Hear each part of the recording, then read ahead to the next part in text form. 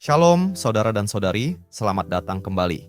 Hari ini kita mulai bagian baru berjudul Pernikahan dalam Proses. Dan ini pertanyaan pembukanya. Bagaimana jika pernikahan terbaik bukan hanya tentang cinta dan kecocokan, tetapi tentang menjadi rekan intelektual yang bertumbuh bersama dalam hikmat? Sebelum kita masuk lebih dalam, mari kita mulai dengan membaca firman Tuhan.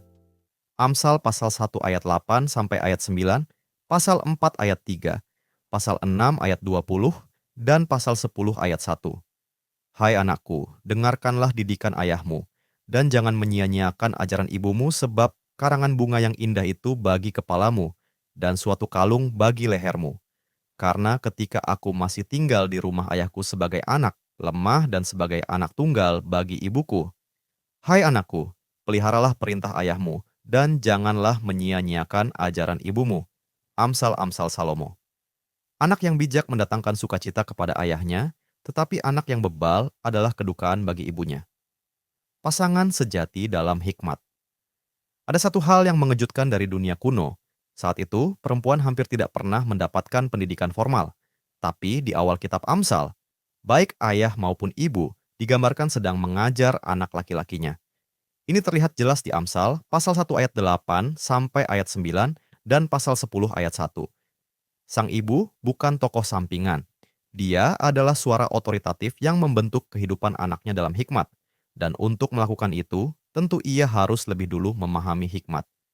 Ayat-ayat ini menyatakan satu hal mendalam, bahwa seorang istri memang dimaksudkan sebagai rekan intelektual. Ini tidak berarti suami istri harus punya tingkat pendidikan yang sama, tetapi mereka seharusnya sama-sama menjadi pembelajar, penuh rasa ingin tahu, reflektif, dan berakar pada firman Tuhan.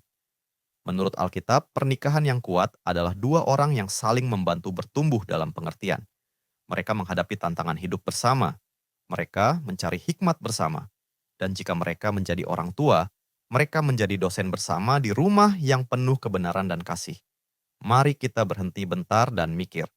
Kalau kamu sudah menikah, apakah kamu dan pasanganmu benar-benar rekan belajar dalam firman Tuhan?